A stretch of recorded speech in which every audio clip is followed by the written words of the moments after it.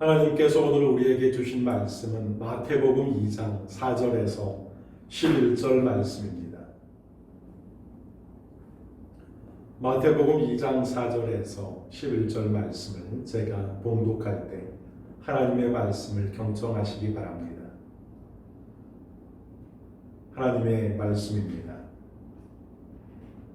왕이 모든 대제사장과 백성의 서기관들을 모아 그리스도가 어디서 나겠느냐 물으니 이르되 유대 베들레헴이오니 이는 선지자로 이렇게 기록된 바 또 유대 땅 베들레헴아 너는 유대 고을 중에서 가장 작지 아니하도다. 내게서 한 다스리는 자가 나와서 내 백성 이스라엘의 목자가 되리라 하였음이니이다. 이에 헤롯이 가만히 박사들을 불러 별이 나타난 때를 자세히 묻고 베들레헴으로 보내며 이르되 가서 아기에 대하여 자세히 알아보고 찾거든 내게 고하여 나도 가서 그에게 경배하게 하라.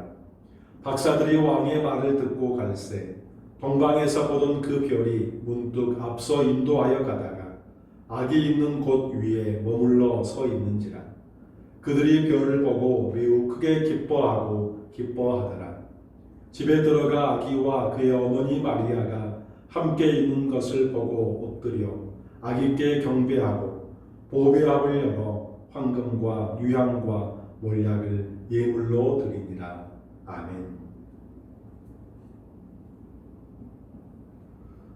오늘 말씀은 더 큰 빛을 만난 사람들이라는 제목입니다. 30여 년 전에 우리나라 자전거 회사에서 첫 산악 자전거 모델을 출시를 했습니다. 저는 그 모델을 처음 보자마자 너무나 갖고 싶었어요.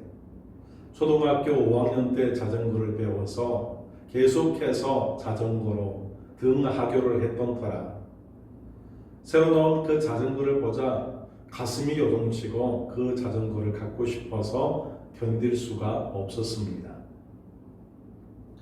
그래서 당시에 자전거 가격이 28만 원이었는데 제가 아르바이트 하고 있었던 그 월급이 15만 원이었어요. 그래서 처음 15만 원은 제가 저축을 하고 그 다음 15만 원은 사장님에게 가부를 해달라고 해서 이제 30만 원을 들고 그 가게로 갔습니다. 그래서 그 자전거를 사가지고 왔어요. 그리고 그 자전거와 함께 10년 넘게 등하교를 하고 또 여러 곳을 그 자전거로 여행을 했습니다. 그러니 그 자전거는 저에게 친구와 같았어요. 전부였어요. 나중에 시간이 가고 제가 샀던 자전거보다 더 값비싼 자전거가 나왔습니다. 더 성능이 좋은 자전거가 출시가 됐어요. 그런데 더 성능이 좋고 더 값비싼 자전거가 출시된 이후에도 제 자전거만큼 좋아 보이지 않았어요. 제 자전거가 최고였어요. 제 자전거가 최고로 값비싼 것이었고 최고의 성능이었어요.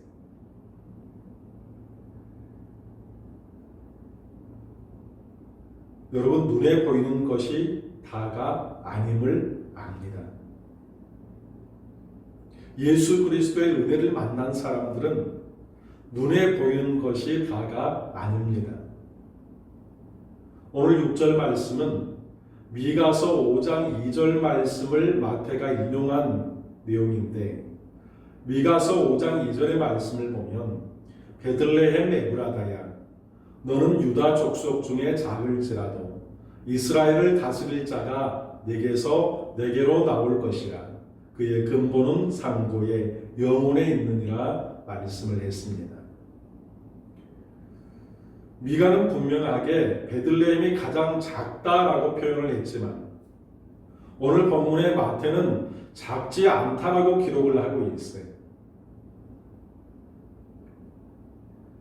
여러분, 분명히 미가서에 기록된 대로 베들레헴 성읍은 객관적으로 그 규모가 작은 것이 맞습니다.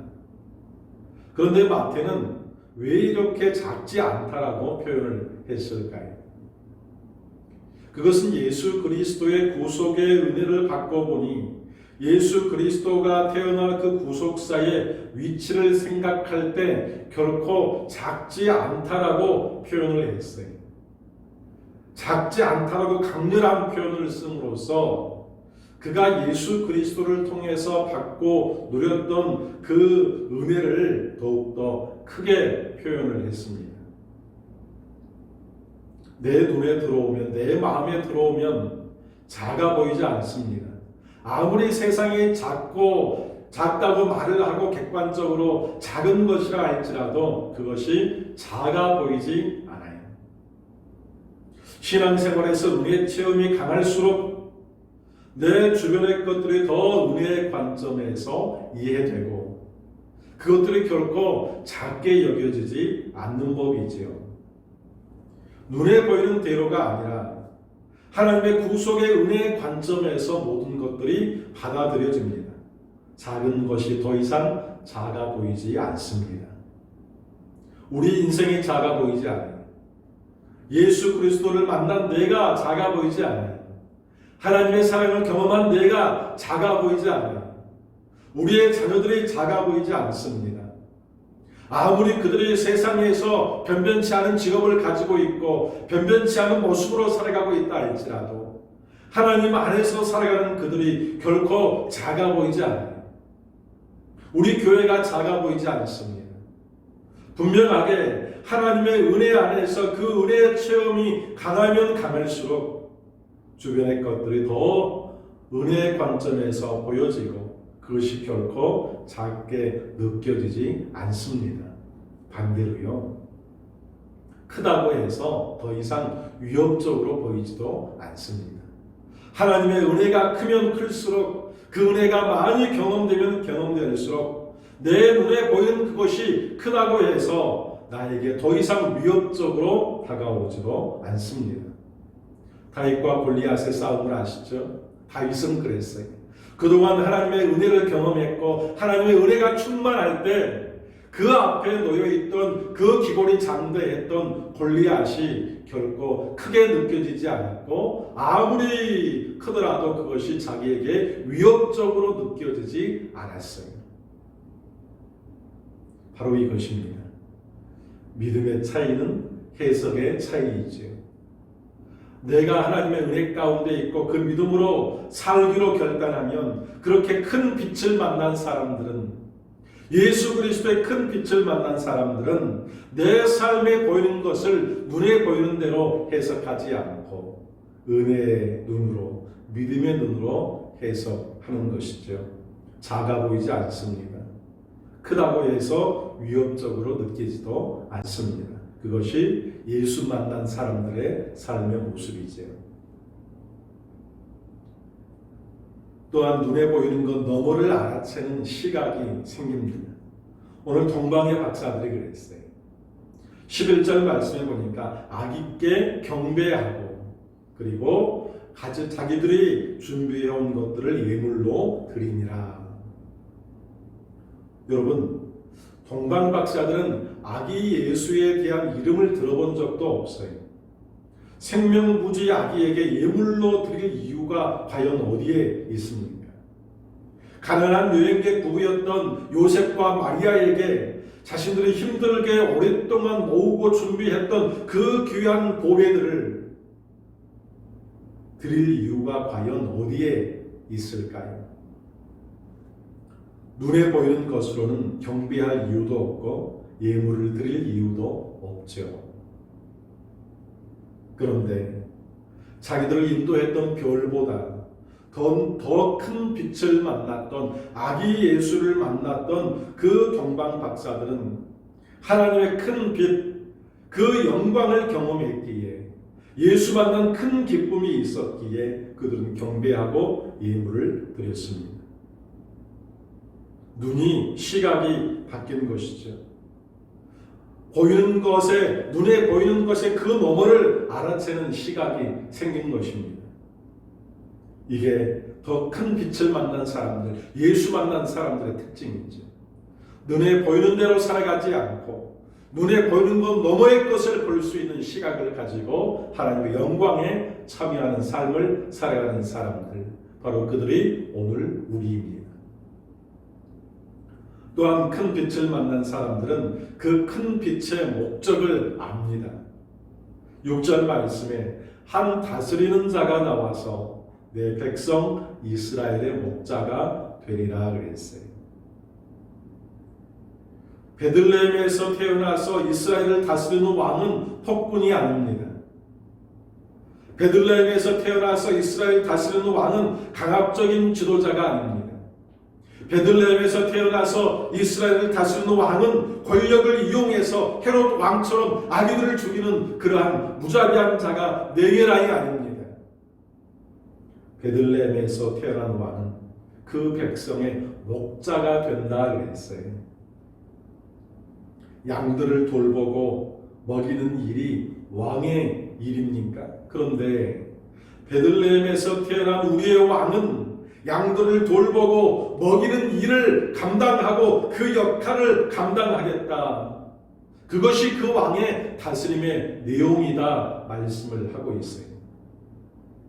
예수 그리스도는 양들의 성장과 건강을 목적으로 하고 거기에 많은 관심이 있어요. 양들의 생명과 양들의 성장과 그것을 보호하는 것에 예수님의 관심이 있어요. 주님의 관심은 우리가 얼마나 성장하는가, 우리가 얼마나 건강하는가, 우리의 생명이 얼마나 보호받는가, 거기에 주님의 관심이 있어요. 그것이 예수님의 관심이에요. 여러분, 그 목적을 아시기를 축원합니다. 우리를 향한 주님의 목적, 우리를 향한 주님의 관심을 여러분이 알기를 축원합니다. 지금 한참 전 세계적으로 인기를 얻고 있는 우리나라 축구 선수 손흥민 선수를 아시죠? 손흥민 선수가 작년에 한 에세이집을 출간을 했어요. 축구를 하며 생각한 것들이라는 책을 출판을 했습니다. 이 자서전적 에세이에서 말한 자기 자신이 그동안 축구를 해오면서 겪었던 여러 가지 일들, 특별히 자기 아버지 손흥정 그 아버지의 교육 방식과 관심에 대해서 그 책에서 아주 자세히 기록을 했어요. 그 아들이 기억한 아버지는 어려운 환경에서도 정말 생활은 너무나 힘들고 너무나 가난하고 어려운데 그 어려운 환경에서도 아들이 필요한 것이라면, 아들이 축구에 관한 필요한 것이 있다면 그것은 최고의 것으로 갖추어 주었다 말을 했습니다. 또한 그 아들에게 축구를 가르치면서 물 한번 떠와라, 운동장에 파편이나 돌멩이를 주어라 말한 적이 없대요. 자기는 그런 일을 해본 적이 없대요. 오로지 물 떠오는 것도, 운동장에서 그 아들이 다칠까봐 돌멩이나 다른 파편을 줍는 것도 하루 온종일 그 아버지가 그 일들을 감당을 했대요. 아들이 독일 가서 축구를 하면서 외롭고 힘들어할 때 아버지는 그 아들을 위해서 한국에 있는 모든 것들을 다 청산하고 독일로 함께 가서 차도 없고 아무것도 없어서 매일마다 그 아들이 운동하는 그 현장까지 매일마다 걸어가서 그 아들을 옆에서 격려하고 응원했어요. 또 아들이 훈련하고 돌아오면 그 집안을 아들이 건강한 환경에서 자랄 수 있도록, 축구할 수 있도록 그 집안을 매일마다 청소하고 그 아들의 빨래를 다 그 아버지가 했더래요. 그뿐만이 아니죠. 7년 동안 이 아들과 함께 한국에서 훈련할 때 그 모든 훈련을 먼저 이 아버지가 자기가 그 직접 몸으로 뛰고 경험했습니다. 왜요? 똑같은 신체적인 조건의 이 아들이 내가 먼저 뛰어보고 내가 먼저 훈련한 이 내용을 감당할 수 있을까? 과연 이것의 장점은 무엇이고 단점은 무엇일까? 그래서 그 아들에게 꼭 맞는 훈련을 지도하기 위해서 아들과 같이 뛰고 아들과 같이 훈련하고 아들과 같이 공을 차면서 그 모든 프로그램과 훈련을 본인이 먼저 한 후에 아들에게 그렇게 장점을 골라서 훈련을 시켰더래요. 손흥민 선수가 나중에 한 말이 있어요. 예전에는 아버지가 무서워서 축구를 게을리 못했고 지금은 미안해서 게을리 못합니다. 그랬어요. 이것이 아버지의 목적이죠.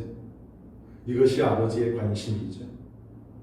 우리를 향하신 예수 그리스도의 관심. 양들을 보호하고 양들을 성장시키고 건강하게 키워내는 그 일에 주님의 관심은 있습니다. 이것이 우리를 향하신 예수님의 관심이에요. 사랑하는 여러분, 큰 빛을 만난 사람들, 동방의 박사들, 마태, 다윗, 그리고 오늘 우리 예수 그리스도를 만난 사람들의 그 기쁨, 그들의 삶, 시선이 변화되기를 원합니다. 여러분, 시선을 달리하십시오. 눈에 보이는 대로 해석하지 마시고 믿음의 눈으로, 신앙의 눈으로 여러분의 모든 것들을 달리 해석할 수 있는 여러분의 해석이 달라지는 은혜가 있기를 간절히 원합니다. 나를 향한 주님의 관심과 나를 향한 주님의 그 목적을 알고 변화되어 가기를 축원합니다. 여러분의 모든 삶을 변화시켜 가십시오. 여러분의 발걸음을 변화시켜 가시고 여러분의 시선을 변화시켜 가시고 여러분의 삶의 모든 것들을 변화시켜 가셔서 더 큰 빛을 만난 사람의 삶으로 예수 그리스도의 그 은혜를 만난 사람의 삶으로 모든 것들을 변화시켜가는 귀한 삶이 될 수 있기를 주의 이름으로 축원합니다. 기도합니다. 하나님 아버지, 오늘 저희들에게 예수 만난 기쁨이 있게 하시고 큰 빛을 만난 삶 속에서 살아가게 하심을 감사합니다. 저희들 하나님의 은혜 안에서 살아갈 때 늘 기뻐하게 하시고 눈에 보이는 것으로 판단하고 해석하는 것이 아니라 우리의 시선을 넘어서는 해석이 있게 하시고 믿음의 해석으로 살게 해주시고 저희가 또한 하나님께 받은 그 은혜, 예수 그리스도를 통해서 받은 그 은혜를 가지고 우리를 향하신 목적과 그 뜻을 분명히 알고 그 뜻대로 살아가는 저희들 다 되게 하여 주옵소서. 예수님의 이름으로 기도드리며 이제는 예수 그리스도의 은혜와 아버지 하나님의 사랑과 성령님의 교통하심, 하나님의 뜻과 목적을 알고 그 뜻대로 살기를 원하고 은혜를 깨닫고 그 은혜를 따라 해석하며 살기를 원하는 사랑하는 우리 광주영광교회 주의 권속들 머리머리 위에 저들의 가정과 일터 위에 저들의 생명과 믿음 위에 우리 교회와 우리 지역과 우리나라와 민족 위에 이제로부터 영원토록 함께 하옵시기를 간절히 축원하옵나이다. 아멘.